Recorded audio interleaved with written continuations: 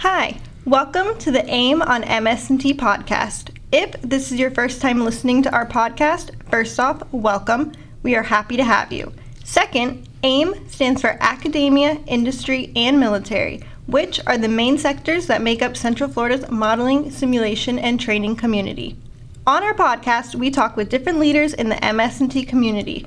We also talk about all the cool and innovative things their organizations are doing, trends that affect the MS&T field as a whole, and keep you up to date with what's going on. If you're not a part of the modeling and simulation community, we hope to share some insight about this important sector of Orlando's economy, which ranks just behind the theme park and hospitality industries. I'm your host, Kate Finkel, and today we are talking with Colonel Lisbon Williams, Director of U.S. Army Contracting Command Orlando, also known as ACC-Orlando. Colonel, it's great to have you on the podcast, and thank you for joining us today. Oh, thank you for the invite. I appreciate it. To start us off, can you tell us about your military journey? How did your Army career put you on the path to your current role in the world of acquisitions in the modeling, simulation, and training world? I started out, I did ROTC in college, I guess, and then I got commissioned into the Army in 2002 as what they call a branch detail officer.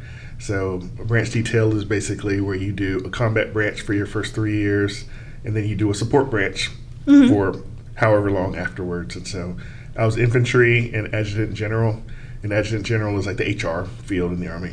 So I did that for about 5 years before I wound up switching into acquisitions. From there, I did my first acquisition assignment in 410th Contracting Support Brigade, which is headquartered in San Antonio, Texas, but I was in an office in Miami, Florida at the time, which supported operations to support the Southern Command headquarters in Miami. So that was a pretty great time there, and while I was there, I was able to be the Director of Contracting for Joint Task Force Bravo in Sotocano, Honduras, which kind of gave me a really good background in operations to support operations that we had in South and Central America. So that was great, especially being the only DoD contracting office in Central America. Yeah. It was pretty busy and pretty exciting as well. From there, I left that assignment and I went to go get an MBA for 2 years. And right after I finished my MBA, I went to Defense Contract Management Agency, Baltimore, where I was an administrative contracting officer supporting the Tactical Unmanned Aerial Systems program, which is actually out of Redstone Arsenal, Alabama. But they were my primary customer. And so I got the opportunity to work part-time out of a production facility and get to see how industry works and a lot better how we interact with industry partners and how we and they can kind of facilitate operations too. During that position, I got the chance to deploy for 6 months in support of Special Operations Command in the capacity as a Operational Contract Support Integration Cell Chief. So basically I was working on the customer side this time and helping them generate requirements to support the Operation Inherent Resolve theater. So we were supporting operations through Syria, Iraq, Kuwait, Jordan, and things like that. So that was pretty cool, and it gave me a good flavor of the customer side of things and gave me a different perspective going forward. So after that, my career pivoted a little bit, and I went to London to be the director of the International Technology Center, UK. I had about 6 countries that I was responsible for. My primary customer, of course, was the UK, but basically we worked with ministries of defense, we worked with academia, and we also worked with local industry to scout emerging technology, to integrate and collaborate with our programs of record in the U.S. Army. That was a great experience and kind of getting me a little bit more spun up on the technology side, which I'll have a lot more interaction with in this job. Right, yeah. And it also gave me a little bit more direct interaction with industry, which is kind of paying dividends now. That's a lot of what we do now is interact with and help to understand industry and their needs and how it can help support the Army. After that, I went to go be the director of the Mission Installation Contracting Command down at Fort Johnson, formerly Fort Polk, Louisiana, and which supported the Joint Readiness Training Center. So that gave me a good background in the training aspect of what we do here, because I know a lot of our contracts that we do in ACC-Orlando support combat training centers, and especially Fort Johnson. That gave me a really good perspective on requirements there and some of the needs that the soldiers have for training too. And from there, I went to the Army War College in Carlisle, Pennsylvania for a year. It's coined by the Army as a way to take a break for a year, but it was not a break. Yeah. You were taking a break because you were really just focusing on your academics and things like that, but it was a lot of work. So I was pretty happy to graduate from there and then come down here to take over as the director of ACC-Orlando. So it's been a long road. I guess I've had a whole bunch of different jobs, but none of them specifically geared me towards modeling and simulations. But I have worked in the training realm, and of course, I've been a beneficiary of training and simulations equipment throughout my career to help me do my missions in other capacities. So pretty good. Thank you for explaining that. Now that we have your backstory, we should preface for our audience that you represent a slightly different type of guest that we typically have on our podcast. By that, I mean we usually talk to people with organizations that are specific to modeling, simulation, and training. ACC-Orlando definitely has an important role in the local ecosystem. It's a little different because its mission has more to do with procurement and contracting support services, as opposed to developing VR simulators or mannequins for medical simulation training. With that slightly different mission focus and perspective established for our listeners, describe ACC-Orlando's backstory in your own words. How did it come to be? / what is its mission now? ACC-Orlando is actually the newest contracting center in Army Contracting Command. It was essentially born out of the PEO Acquisition Center, which was stood up by Dr. Blake back in 2007. Around, I think, 2016, the ASALT at the time, Ms. Heidi Shue, had made the decision. I guess she was looking across the enterprise and seeing, hey, all of the other contracting centers are their own entities and they support their PEO partners. In order to separate the procurement channels and the command channels, she made the decision that ACC-Orlando should separate from PEO STRI and become their own separate contracting center to be in line with the rest of the centers across ACC. And so that's how ACC-Orlando came to be.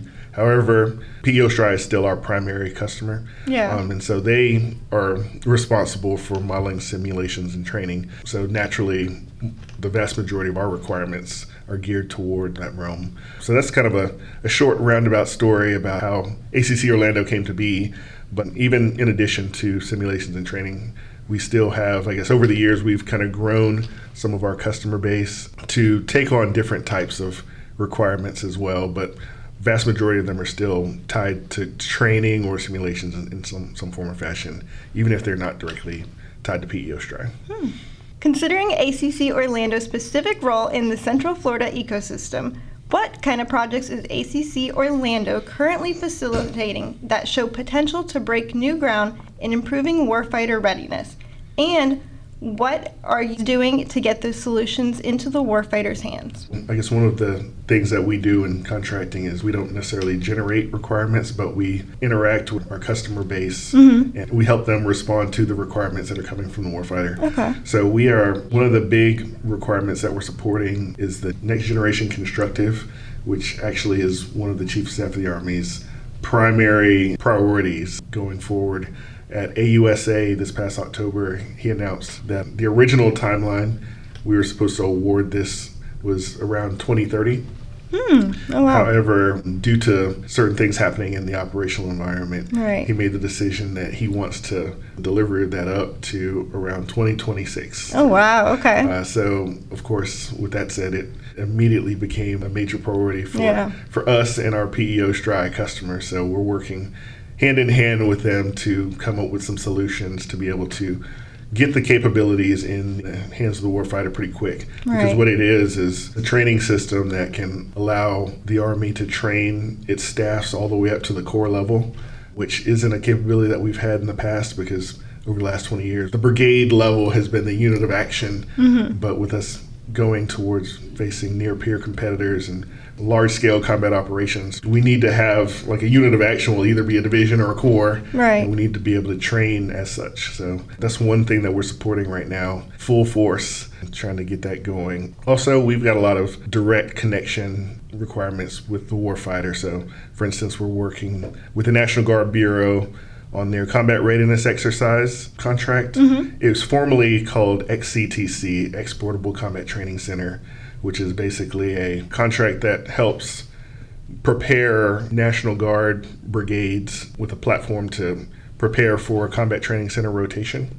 Right now, it is the National Guard Bureau's flagship training program. We're actively working with them to help finalize that requirement so we can go ahead and solicit that to industry and get some competition and get that in the hands of the warfighter as well in order to allow them to prepare as well. Also, we do a lot of other things. So we support Special Operations Command, SOCOM, with things like the Soft Raptor and other things like that. So in the way that we're doing that to kind of get these capabilities into the hands of the warfighter is we're trying to maximize all of the acquisition tools that we have at our fingertips to facilitate the speed necessary to get these things awarded. One of the big things that we're going to be using going forward is other transactional authority, OTAs, which allows us to work with small businesses and non-traditional contractors as well as larger businesses in order to leverage a lot of the more innovative technology that's out there through prototypes and other forms like that, so that we can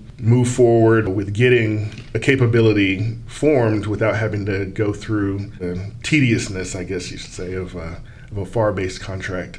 And it supports a lot of the emerging requirements because the operational environment these days is evolving at a rapid pace, and it allows us to be able to keep pace with that. And at the same time, once we are able to test out these capabilities, we're able to solidify them with FAR-based contracts on the back end and allow us to move forward from there. Also, we dabble in some of the basic research through like our broad agency announcements, which allows us to kind of interact with academia or other non-traditional contractors to provide funding for some of the more niche capabilities that might not be as well defined or maybe little less mature in their technology readiness levels. So it's kind of giving us a full spectrum of allowing us to pull out whatever tools we've got in our kit bag to for sure. move forward and support our customers and support the warfighter. Given that the contracting mission of ACC-Orlando is essential to getting simulation systems into the hands of warfighters, how does it establish with PEO STRI and other customers to set priorities to establish acquisition strategies to get contracts to award? The main thing that we try to do at ACC-Orlando and actually across the ACC enterprise is nest within the strategies of our customers. So with PEO STRI, we work side by side with them to ensure that we're able to be entered into the acquisition process early and often is what we try to say, in order to be business advisors and assist in formulating acquisition strategies with their management of cost, schedule, and performance in mind. We always try to work with the customer to ensure that they get us in early. That way we can sit side by side with them and they can bounce ideas off of us and we can tell them how we can support that with different types of contracting vehicles or talk with them about interaction with industry, getting industry involved, and give them as many options as possible in order to make that happen. Yeah. In your words, could you describe PALT sessions for our listeners who aren't that familiar with them, and why are they important to the industry? This is actually something I hadn't done before I came to ACC-Orlando, so I actually think it's a wonderful forum. We're able to get ACC-Orlando and the PEO STRI 06 level PMs on a stage together in a room with hundreds of industry partners, either in the room or on MS Teams, for us to be able to give updates on projects that we currently have working and also give them a forecast of some projects that we have coming down in the future. I guess it's got a lot of benefits to it. One, for industry to interact directly with government and be able to ask questions of some things that they're concerned about. Also, it gives them and us the opportunity to network with all of the other companies and stuff that are in the room so that we can have direct engagement and not only just get to know them, but get to know some of their concerns. Because a lot of the questions that are asked and a lot of the conversations that are had at that forum, we go back and we talk about them, be like, hey, industry is concerned about the way that we're working this, or they're concerned about our strategy on this. Gives us the opportunity to relook some things and maybe come up with a better product to propose to industry so that we're able to get a better product in the end. It's an all-around benefit for both industry and government, I believe, and we definitely encourage everybody to come.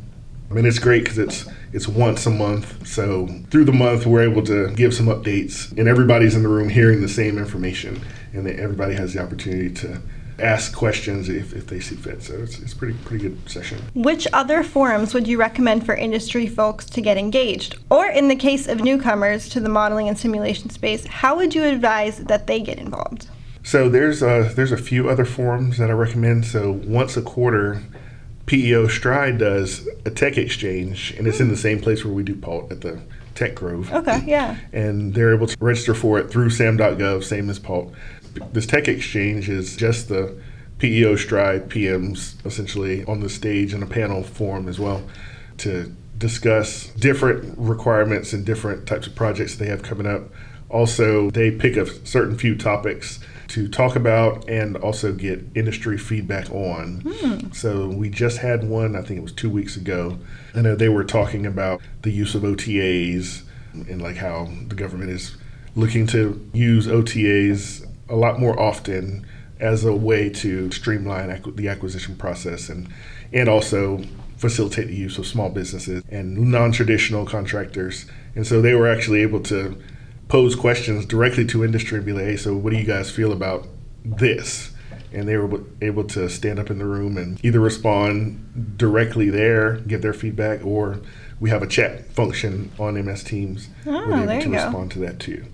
So the Tech Exchange is a great forum. That was actually my first one that I sat through since I've been here. So I really enjoyed that. Also, ACC, Army Contracting Command, has a website on army.mil, which is the industry-facing website. It's still a work in progress, but it is up and running. Okay. But it also posts, like it will post like the dates and the registration information for PALT sessions, the tech exchanges, and anything else that we have going on in the ACC community that would be of interest to industry. So it's a good, quick way to share information across the board for anybody interested to be able to access. Also, of course, you've got the AUSA, the Association of the United States Army trade show up in Washington, D.C. I used to do it in Washington, D.C. in the fall. In the spring, they do it in Huntsville.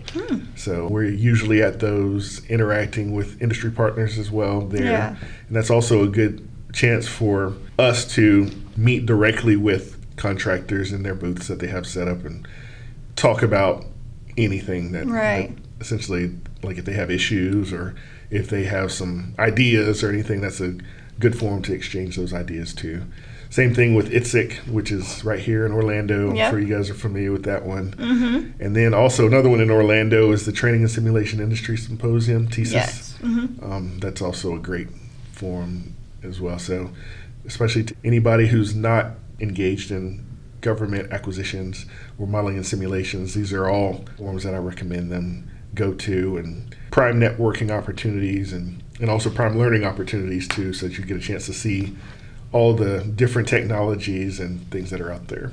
Switching it up a little bit, there's a lot going on in the world right now. Could you tell our listeners something that you see in current events that you think could have a significant impact on national security interests and as a result could affect ACC-Orlando's operations and how it conducts its business? Prepping for near-peer conflict. I know I spoke a little earlier about us fighting near-peer adversaries.